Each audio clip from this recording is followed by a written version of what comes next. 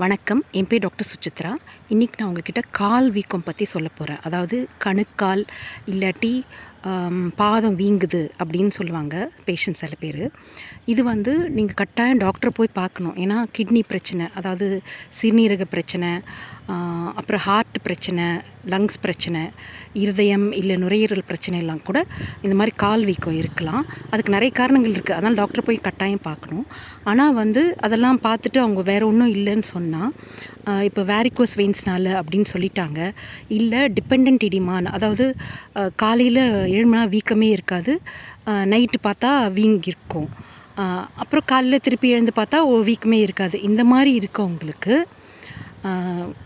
என்னுடைய ஆலோசனை என்னென்னா, இதை கிராவிட்டினால், அதாவது புவியீர்ப்பு சக்தினால் ரத்தத்தை கீழே காலுக்கு இழுக்கிறதுனால வீங்குது.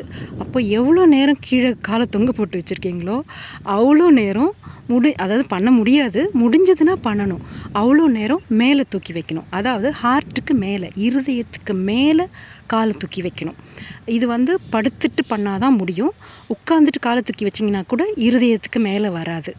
அதனால் உங்களுக்கு டிபெண்டன்ட் எடிமா அந்த மாதிரி இருந்ததுன்னா, நீங்கள் நாள் ஃபுல்லாக காலை தொங்க போட்டு கீழே இருதயத்துக்கு கீழே கால் இருக்காமல், நடுவில் ஒரு மத்தியானம் கொஞ்ச நேரம் இல்லை சாயந்தரம் எப்போ முடியுதோ, நைட்டில் எப்போ முடியுதோ காலை தூக்கி வைக்கணும். ஈஸியஸ்ட் சுலபமானது செவுத்து மேலே சாய்ச்சிட்டு காலை தூக்கி வச்சிங்கன்னா கொஞ்சம் நேரம் வச்சுருக்க முடியும், அப்படியே தூக்கி வைக்கிறத விட.